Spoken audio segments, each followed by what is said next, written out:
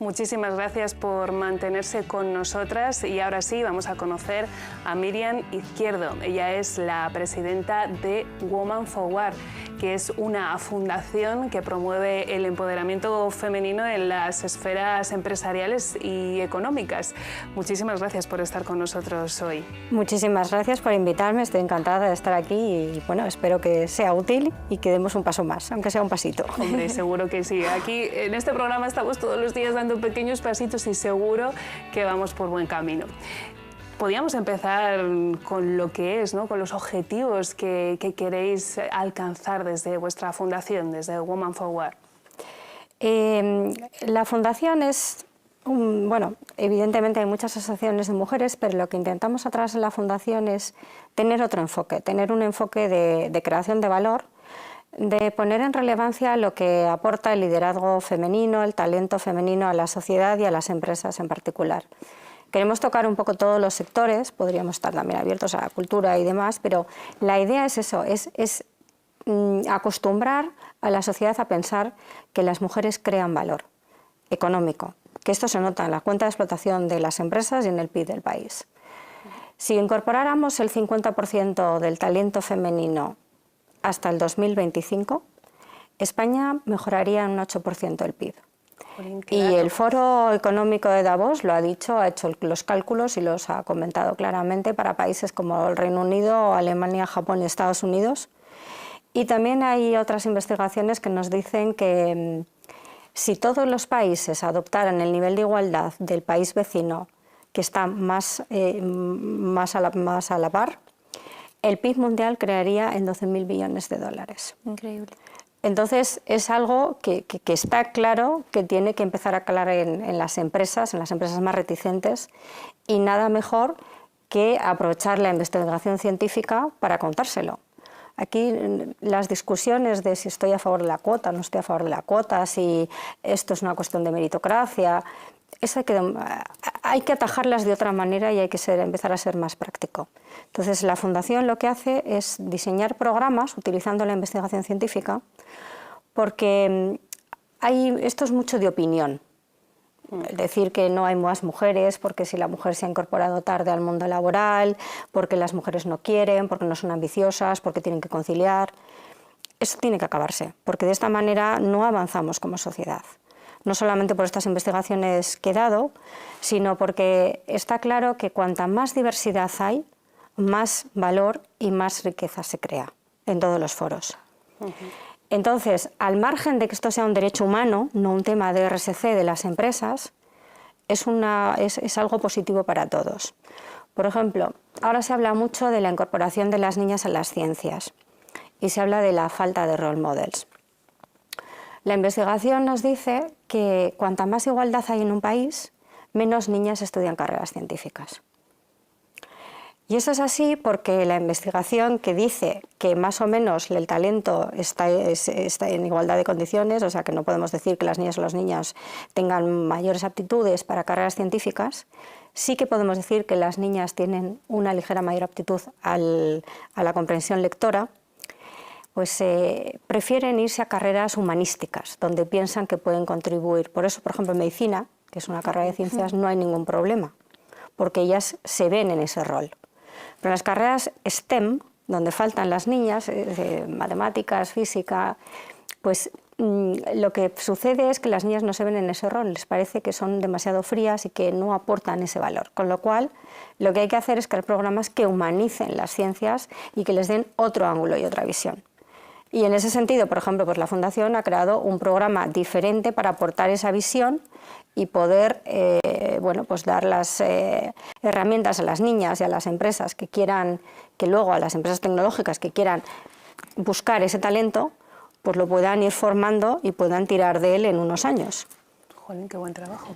Sí, o sea, yo tengo la suerte de estar en un equipo de investigación a nivel internacional y estar en contacto con mucha investigación. Y un poco la idea de la Fundación es eso, es divulgar ese conocimiento científico por un lado y hacer programas que transmitan esos valores y que sean prácticos y de esa manera crear valor para todos.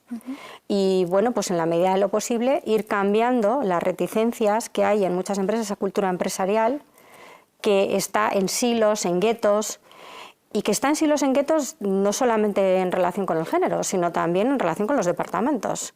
Otro tema que no crea nada de valor en España y que está muy ligado de alguna manera a la diversidad es el hecho de primar pues, las carreras financieras, las líneas de staff en las empresas y de decir que las carreras de línea, que las carreras de staff pues, no son candidatos adecuados para la alta dirección en los consejos, cuando en realidad lo que debería haber es muchísima más movilidad dentro de la empresa, muchísima más flexibilidad y se crearía mucho más valor que tener pues un superávit de carreras financieras, en particular en los consejos, donde todos tienen la misma visión. Eso no crea valor. Lo que crea valor es cuestionar las cosas, buscar, tener curiosidad. Cuando un niño pequeño es curioso, pues siempre lo vemos, ¿no? Vemos que es un niño que va a llegar lejos. Pues eso deberían las empresas asumir, que la cultura empresarial debe fomentarse por ahí. Al final lo que queréis dar es una especie de vuelta absoluta de 180 grados al mundo empresarial y social, ¿eh? Tenéis una labor por delante importante. Tenemos una labor por delante importante, pero yo creo que como el argumento es ganador, cada vez lo comparte más gente. El tema es crear un business case que puedan compartir las empresas que ya lo tienen y que tiren de ello y lo reflejen a las que no lo tienen. Y junto con ellas pues hemos creado un think tank con líderes que comparten este mensaje para que nos ayuden a difundirlo. Y la idea, bueno, pues es aprovechando también esa proyección internacional, pues traer a líderes de otros países que hayan fomentado ese cambio allí y lo cuenten a los empresarios, a las instituciones en España, para que bueno, cada vez más se comparta esta visión y la vayamos integrando en la cultura empresarial y en la cultura social. Como digo, que las mujeres no son la RSC, sino bueno, las oportunidades iguales debe ser un derecho humano. ¿Y las empresas cómo reaccionan cuando les contáis todo esto? Porque de alguna manera, quienes acuden a vosotros o vuestro ámbito de actuación está en la empresa, y cuando esto se lo contáis a una empresa que no tiene nunca políticas de este tipo, ¿cuál es su reacción? ¿Tienen reticencias a poner en práctica ciertos programas que vosotros les aconsejáis? No hemos llegado a empezar a hacer esa venta de alguna manera masiva que nos permita hacer un benchmark claro, pero sí que yo he dado muchas conferencias en las que el otro día, por ejemplo, en la Universidad de San Pablo CEU, pues hubo alguien que me gritó al fondo: yo estoy en contra de las cuotas. Y yo no estaba hablando siquiera de las cuotas, había nombrado pues, que hay modelos diferentes de cambio desde las instituciones, porque bueno, el debate era si hay voluntad política y hay dinero. Yo dije que no hay dinero, pero que tampoco hay voluntad política. Y entonces hablé que había diferentes modelos, que por ejemplo el modelo británico no ha incorporado cuotas y han cambiado pues, de una manera bastante radical las empresas. No solamente los consejos, sino que ya van también por la alta dirección y bueno, pues ya llega a un 26%. Entonces yo voy a traer al grupo británico que desde el gobierno ha pilotado todo ese cambio que se ha hecho un poco con esta labor que yo estoy contando.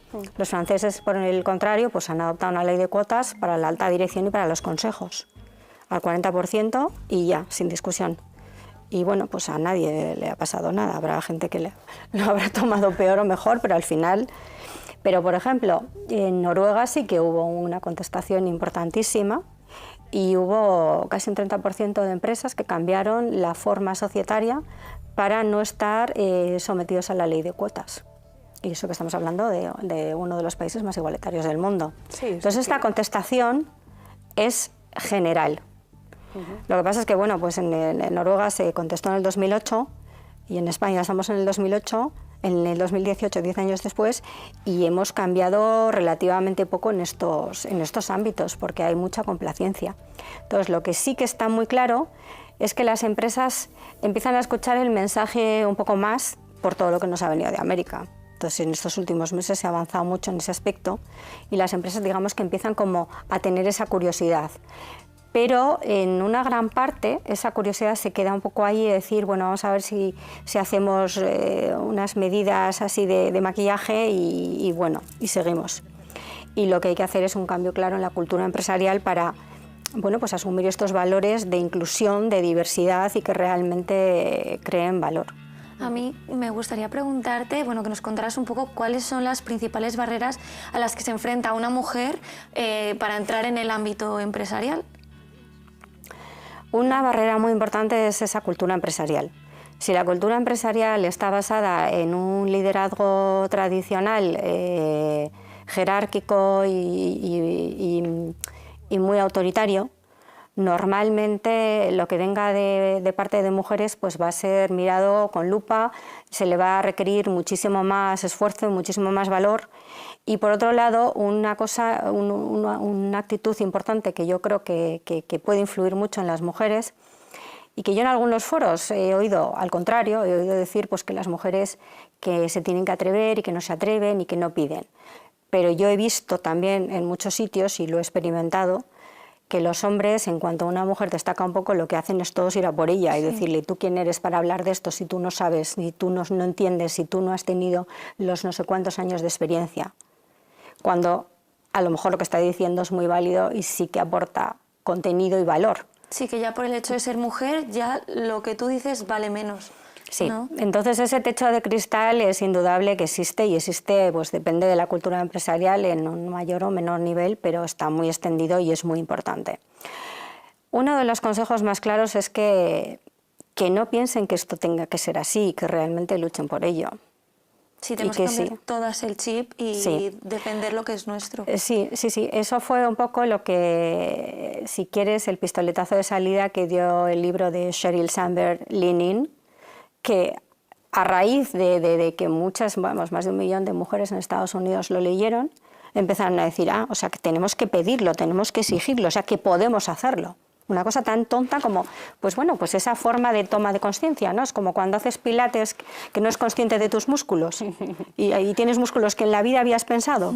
Pues es un poco lo mismo. O sea, llevamos 20 siglos pensando que tenemos que tener una actitud sumisa y como, bueno, pues como oíamos antes en el vídeo, pues que las mujeres son siempre evaluables, que las mujeres tienen que estar siempre al servicio de, que tienen siempre la obligación de conciliar ellas. El tema de la conciliación, yo es que estoy en contra del mismo término en sí mismo, ¿no? Deberíamos hablar de corresponsabilidad y pensar que es un tema familiar, es una obligación de todos esto. Claro, no solo de la mujer. No solo de la mujer, porque es que es ridículo.